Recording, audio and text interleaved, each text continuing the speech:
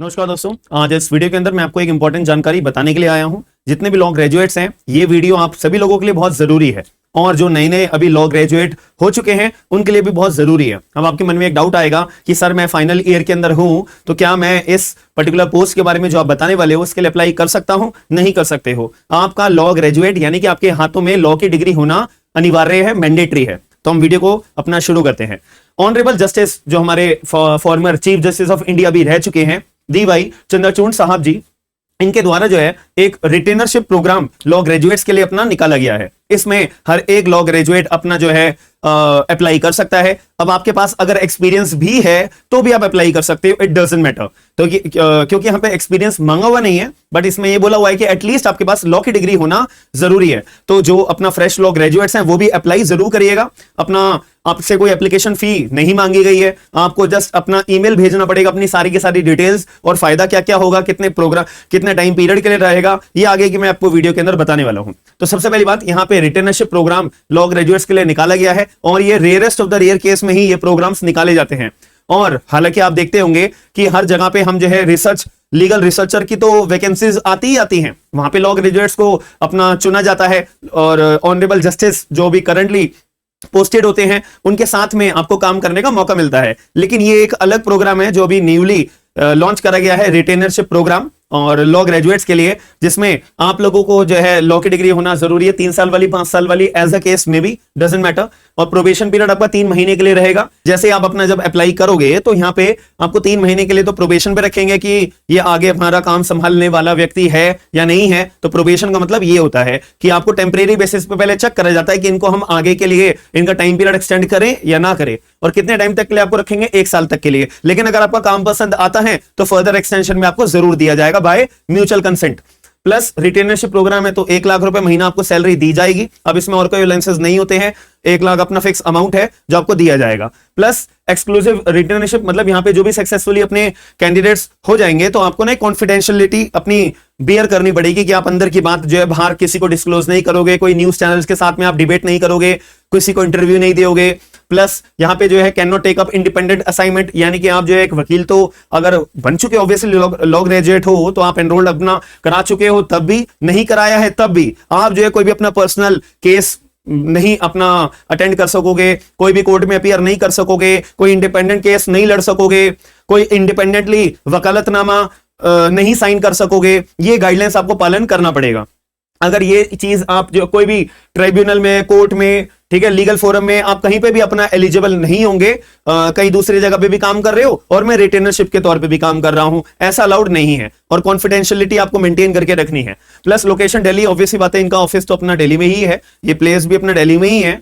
और जो CJI साहब, फॉर्मर CJI साहब हैं, तो आपको इनके साथ में अगर काम करना है, रिटेनरशिप प्रोग्राम में ज्वाइन होना है तो दिल्ली में ही यहाँ पे आपको काम करना पड़ेगा। अब आगे की बात करें काम करने का, ऑब्वियसली पता है रिसर्च वर्क आपको करने के लिए दी जाएगा क्योंकि एक आप लॉ ग्रेजुएट हो तो आपसे जो मेन एक्सपेक्टेशन होती है सिर्फ यही होती है कि बच्चे को एटलीस्ट रिसर्च वर्क तो आ जाना चाहिए। तो वो हमारी रिसर्च वर्क में आधे से ज्यादा काम कर दे, ड्राफ्टिंग में हमारा आधे से ज्यादा काम कर दे, इसीलिए ये प्रोग्राम लॉन्च करे जाते हैं। लीगल रिसर्चर की जो वैकेंसीज भी आती है अलग अलग स्टेट में, वहां पे भी आपको मेजरली यही काम होता है, ठीक है जी। और लीगल ओपिनियन अपनी देना, आर्टिकल्स, बुक्स, स्पीच पढ़ना, बताना, ठीक है। अगर कोई CJI साहब कोई बुक के ऊपर काम कर रहे हैं, कोई आर्टिकल के ऊपर काम कर रहे हैं तो आपको उनको असिस्ट करना, ठीक है जी।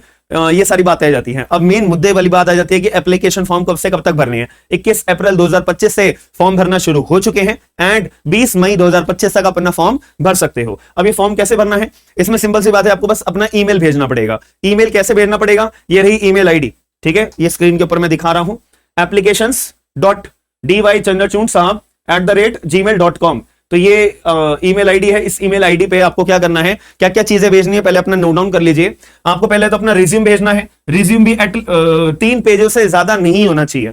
रिज्यूम भी आपका 3 पेजों से ज्यादा नहीं होना चाहिए। अगर मेरी पर्सनल ऑब्जर्वेशन आप मानोगे तो जिस बच्चे ने अपनी LLB के दौरान अच्छी अच्छी जगह पे इंटर्नशिप अगर कर रखी है, ऑनरेबल जजेस के साथ में इंटर्नशिप कर रखी है, तो आई मे थिंक कि उन लोगों को अपना फायदा पहुंच सकता है, उन लोगों को अपना फायदा पहुंच सकता है। और अगर आपका कोई राइटिंग सैंपल है कि आपने कोई अपने कॉलेज में कहीं पे पार्टिसिपेट अगर करा होगा, ठीक है, कॉम्पिटिशंस होते हैं, आर्टिकल राइटिंग के कॉम्पिटिशंस होते हैं, डिबेट कॉम्पिटिशंस होते हैं, तो वहां पे आपने कोई आर्टिकल अपना सबमिट करा है, अगर वो पब्लिश हुआ है बहुत बढ़िया है, पब्लिश नहीं हुआ है तो भी कोई बात नहीं है, तो आपको 300 अपने राइटिंग एक सैंपल भी अपना आपको सबमिट करना पड़ेगा, दूसरी पीडीएफ, तीसरी पीडीएफ आपको जो है अपने एक स्टेटमेंट ऑफ पर्पस के अंदर हम क्या लिखते हैं कि मैं जो है रिटेनरशिप प्रोग्राम क्यों ज्वाइन करना चाहता हूं, इससे मुझे लाइफ में क्या फायदा मिलेगा, और मैं जो है जिस भी ऑफिस को ज्वाइन कर रहा हूं, एक जनरल वे में आपको बता रहा हूं कि आप अगर कोई भी अदर फर्दर जॉब्स के लिए अप्लाई करोगे, लॉ फर्म्स के लिए अगर कहीं पे अप्लाई करोगे,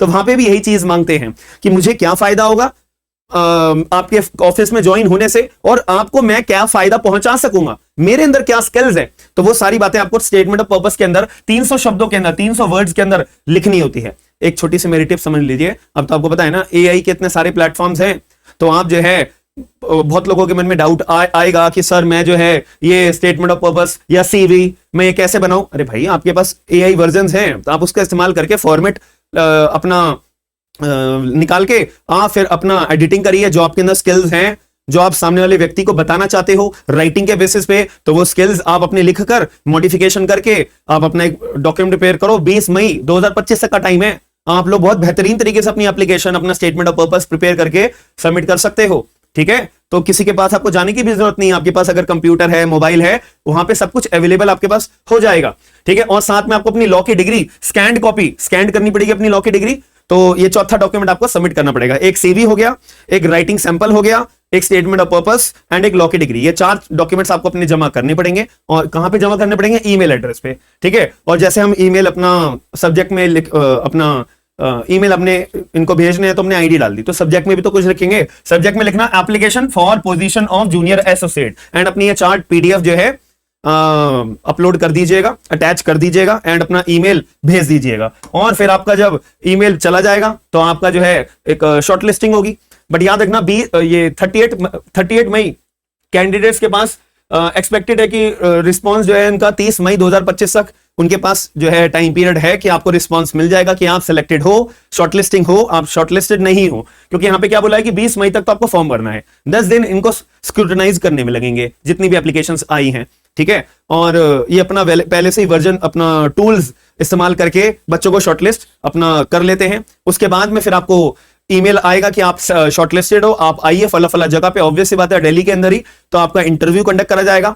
और दूसरी बात, अगर ऐसे हालात हो जाते हैं कि आपको फिजिकली नहीं बुलाया जा सकता, तो वीडियो कॉन्फ्रेंसिंग के जरिए भी आपका इंटरव्यू कंडक्ट करा जाएगा। इंटरव्यू के बाद में एक फाइनल मेरिट लिस्ट निकलती है एंड उसमें देखा जाएगा कौन बच्चा सिलेक्टेड है या कौन नहीं है।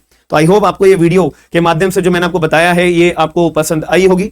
तो जितने भी लोग हैं, जो लोग इंटरेस्टेड हैं कि हाँ मैं सीवी मेरे पास अवेलेबल है, राइटिंग सैंपल मैंने प्रिपेयर करा था, स्टेटमेंट ऑफ पर्पस मैं प्रिपेयर कर लूंगा, लॉ की डिग्री मेरे पास है, तो अगर किन्हीं के पास ये 4 डॉक्यूमेंट्स अगर हैं तो आप इजीली अप्लाई कर सकते हो। बाकी ईमेल एड्रेस जो है ना, मैं आपको डिस्क्रिप्शन बॉक्स के अंदर भी, टेलीग्राम ग्रुप के ऊपर भी मैं ये सारी बातें शेयर कर दूंगा। टाइम की बड़ी कीमत होती है, याद रखना, जैसे ये वीडियो मेरी आप तक पहुंचेगी डायरेक्ट अपने काम में लग जाना और अप्लाई कर देना, बात खत्म। तो कितने लोग अप्लाई करेंगे या कितने लोग इंटरेस्टेड हैं, किन लोगों को ये जो प्रोग्राम्स हैं और भी जजेस के द्वारा, फॉर्मल जजेस के द्वारा निकालने चाहिए, आप लोग कितने लोग इस बात को सपोर्ट करते हो, एक बार कमेंट बॉक्स के अंदर जरूर बताइएगा। और वीडियो को लाइक करके लोगों को शेयर करके अवेयर करने की जिम्मेदारी आप लोगों की है। हम मिलते हैं फिर नेक्स्ट वीडियो के अंदर। और एक आखिरी बात और है कि आप में से अगर कोई जुडिशरी के बैचेस ज्वाइन करना चाहते हैं तो हमारी भी सब्जेक्ट वाइज क्लासेस चलती हैं और एप्लीकेशन आप डाउनलोड कर सकते हो एंड्रॉइड, आईफोन, लैपटॉप यूजर्स के लिए स्मार्ट एंड लीगल गाइडेंस के नाम से। तो सब्जेक्ट वाइज बैचेस हैं, Bharatiya Nagarik Suraksha Sanhita, BSA, constitution, family law, TPA etcetera. तो और भी आपको बैचेस देखने को मिलेंगे आने वाले टाइम के अंदर। तो in the mean time discount को आप अवेल करना चाहते हो तो अच्छे अच्छे ऑफर्स भी आपको अवेलेबल हैं। तो आप अगर बैच ज्वाइन करना चाहते हो तो हमारे डिस्क्रिप्शन बॉक्स को चेकआउट जरूर करिएगा और अगर पसंद आता है तो ज्वाइन जरूर करिएगा। हम मिलते हैं नेक्स्ट वीडियो में। थैंक यू, धन्यवाद।